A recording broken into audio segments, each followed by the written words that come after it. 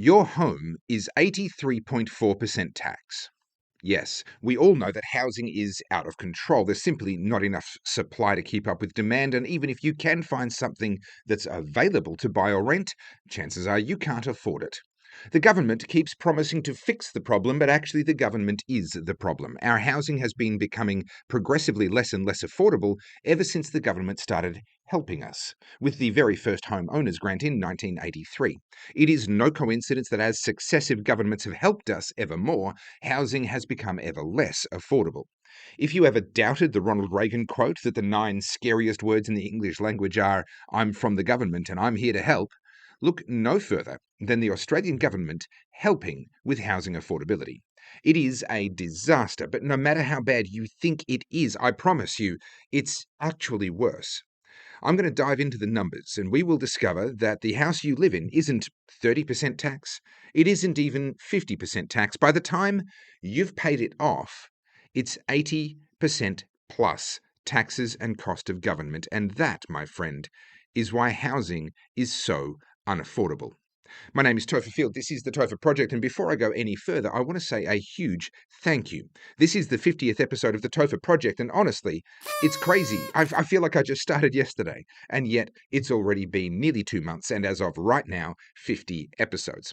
And I'm really loving this. I'm spending my time helping busy people like yourself to make sense of the world around you, cutting through the BS of politics and economics and helping to bring reality into sharp focus. Now, I am 100% viewer supported. So if you appreciate what I'm doing, then please consider grabbing my books, my t-shirts, my hoodies, or my DVDs from goodpeoplebreakbadlaws.com.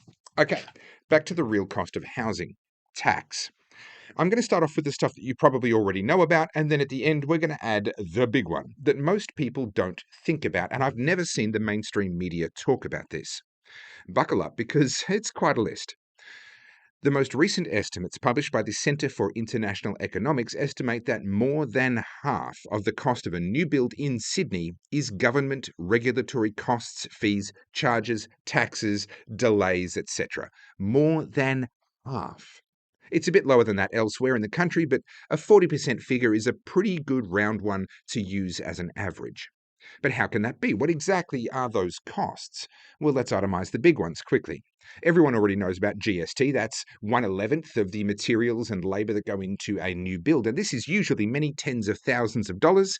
And it's just the beginning. There's also all of the development application fees, typically thousands of dollars per house. Building permit fees, again, thousands per house.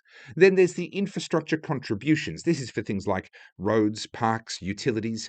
Even though the developer pays to put those in, you have to contribute towards their maintenance going forward. Now, I consider this to be a little bit different to most of the other costs because you do actually get something tangible in return. But it is grossly overpriced, inefficient, and also you don't get a say in what you get for the money. You just have to pay for it. So I'll say that these infrastructure contributions are perhaps halfway worth it, but only halfway, because they are definitely overpriced and in some cases more than $100,000 per new home goes on these fees to local councils in return for the services that they will one day provide for you, whether you like it or not. Value for money? I don't think so. Then there's site inspection fees, environmental assessments, heritage assessments, and in some places you'll have assessments for Indigenous cultural significance, endangered species, etc. You'll cop traffic management fees. Anytime the builder needs to block the road for any reason, you'll pay for energy efficiency reports and a plethora of other compliance-related paperwork, where you're pretty much just buying permission to proceed. These are just the costs that you can see. Already we're up over $200,000 on a typical new house and land package, and we are nowhere near done. There's lots of red tape costs that you can't see because they are built into the price of the construction instead of being itemized separately. For example, energy standards don't just require you to get that report, they drive up the cost of the construction by tens of thousands of dollars because you have to be compliant in order to get the tick from the report. Increased insulation, switching out of materials, using double glazed or at least low emissivity glass, and the list goes on. This all just looks to the end consumer, the buyer, like it's the cost of construction, but actually it's the cost of regulation. Oh, goodness, houses are expensive to build these days, you think. Perhaps you wonder if the builder is taking the piss, ripping you off. But no, It's the cost of the building codes. Not only do you have to pay for the reports and assessments to ensure your compliance, you have to first pay for the building of a compliant building to start with, and that's the expensive bit. Now, depending on where you are in Australia, you'll also have to comply with building regulations which go far beyond simply ensuring that the dwelling is structurally safe and sound to live in. They relate to the appearance and subjective questions of aesthetic value and fitting in with the existing streetscape. They can relate to energy efficiency, accessibility, very high structural and environmental standards, particularly in areas deemed to be at risk of high winds or of fires or of soil movement, for example. Plumbing and electrical standards, not just for safety. Let's be clear, it's not just about safety here. Increasingly, it's for efficiency. Ever wonder why your shower head pressure in your new house is so crap? Why it takes so long to fill up a sink? Believe it or not, you paid extra so that restrictors could be installed so that you could have crap showers in your new home. Then there's environmental assessments and sustainability standards, which drive up the cost of all of your materials, plus complying with requirements for vegetation protection and restoration, waste plans, and the list never ends. But here's the thing. These building standards don't just drive up the cost of the materials used and the cost of the construction, thanks to the added complication. They also drive up the cost of the design process, and according to the Australian Productivity Commission, these approvals and processes can add 6 to 10 months, additional months, to the approval process for a subdivision. And time is money, especially for a developer which has loans against the land they're developing. So even just that delay, that 6 to 10 months time it takes for the compliance to be checked in the designs against all these standards, costs the developer a small fortune in holding costs, which gets passed on to buyers. The cost of these building standards and compliance adds about another 20% or so, probably about $200,000 these days, to the cost of a build.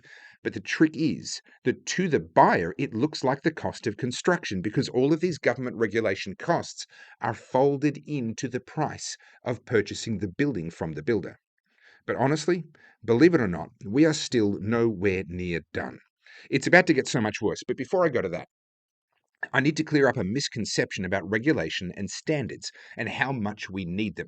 Many people would object to this video right now on the basis that, well, we need standards. You don't want people to be left with houses that are falling down, do you? Unsafe houses where they die in electrical fires, huh? Well, no, of course not. But these standards go way beyond safety or structural integrity. Things like design safety and structural integrity, well, they could be dealt with via simple schemes of mandatory insurances for builders, which guarantees that consumers will be compensated for any shoddy work, even if a builder has gone bankrupt. That's important. But also, the insurance companies themselves will decide what qualifications a builder needs to have and what standards they need to be compliant with in order to get the insurance from the insurance company.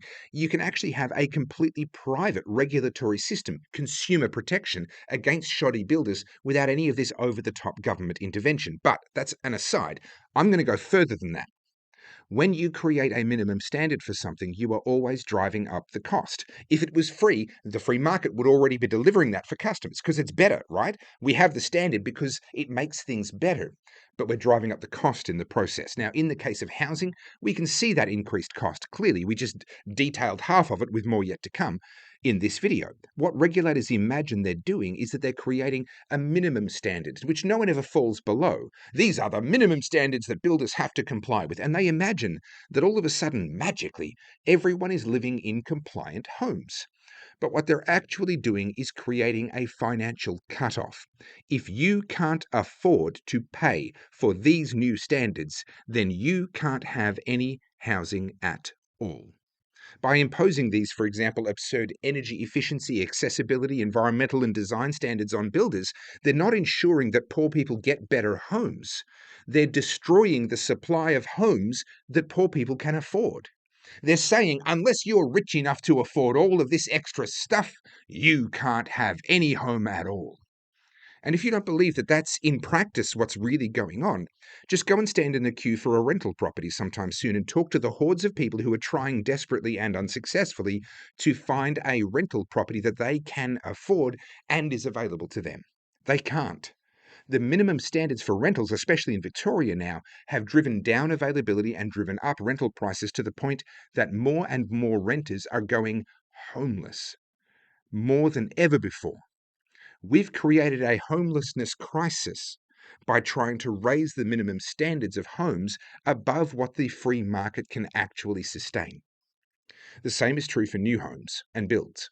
These standards don't ensure that poor people get a better home, they guarantee that poorer people and even lower middle class people can't afford any home at all.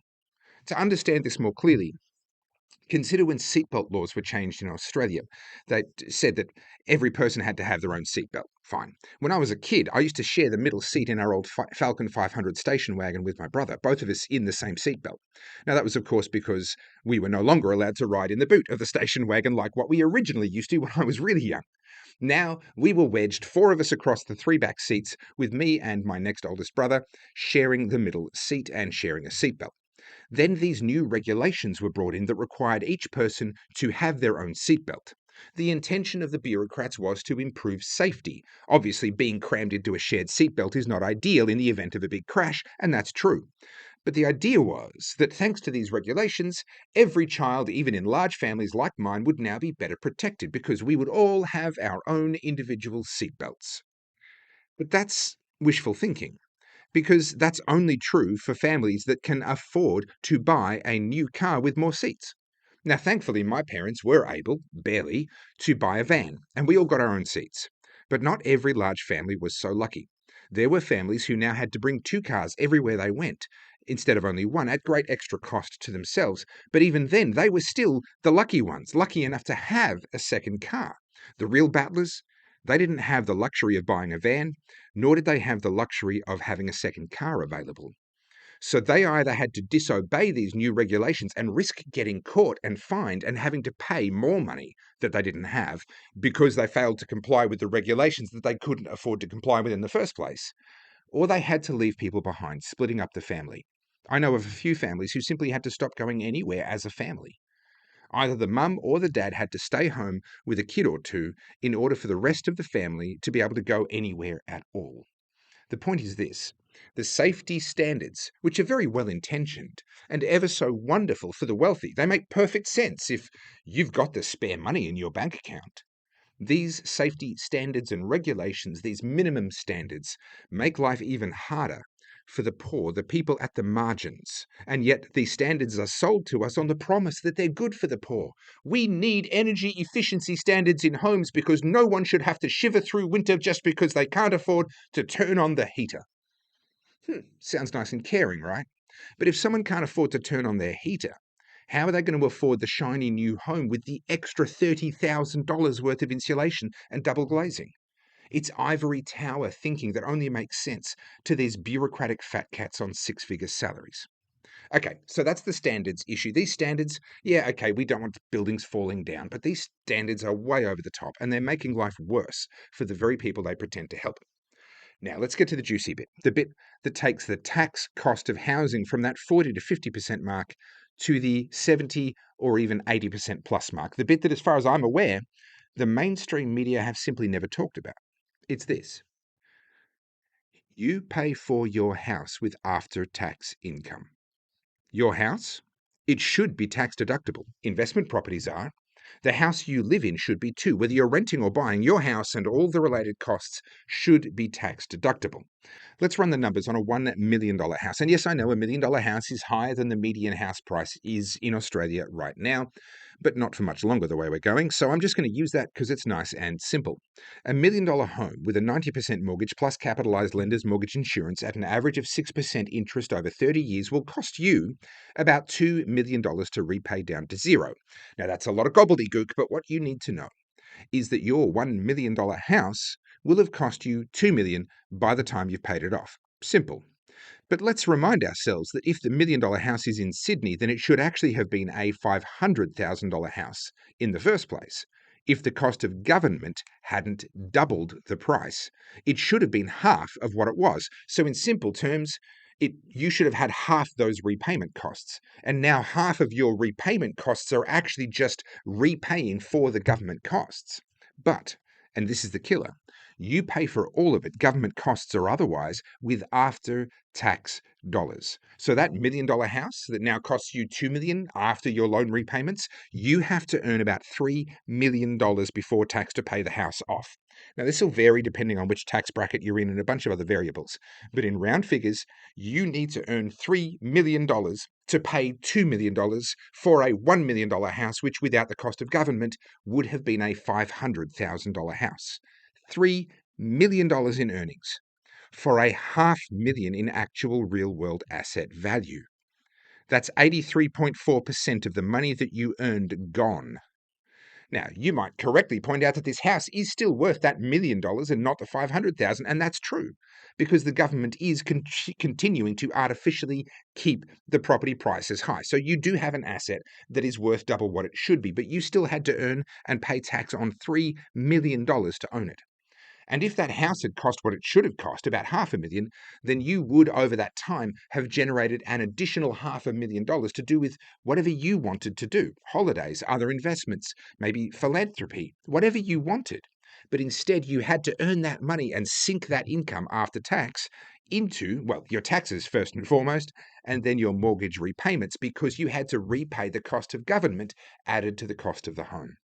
They say your home is the thing you spend the most of your money on, but that's not true. It's not even close to true. The thing you spend most of your money on is your government. But they are very clever at hiding those costs inside everything else so that you don't realize what's going on, so that you don't reach for the pitchforks. So, the next time a politician says that they're from the government and they're here to help with the cost of living or the cost of housing, ask them what they're going to do about red tape, regulation, building standards, government spending, and taxation. Because if they aren't planning to deal with all of this, then they aren't here to help you.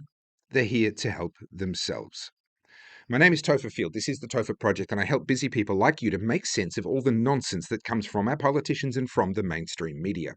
If you found this video insightful, then please support my work by buying my books, Good People Break Bad Laws, which is about civil disobedience in the modern age, and Good Christians Break Bad Laws, which is about the theology of civil disobedience in a world where our governments have become evil, as well as buying my t-shirts, my hoodies, and a bunch more from goodpeoplebreakbadlaws.com.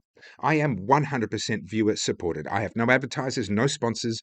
A lot of what I say is actually just too spicy for most of the advertisers anyway, so I kind of like it better this way. I'm free to say what I think what I say, and if you think I should keep doing it, then please grab a book, grab some merch from the website, but also leave a like, a comment, give me a follow here on YouTube, and YouTube thinks that you'd be interested in this video over here, so maybe check that out as well. This is the Topher Project. Thank you for watching to the end, and as always, stay free.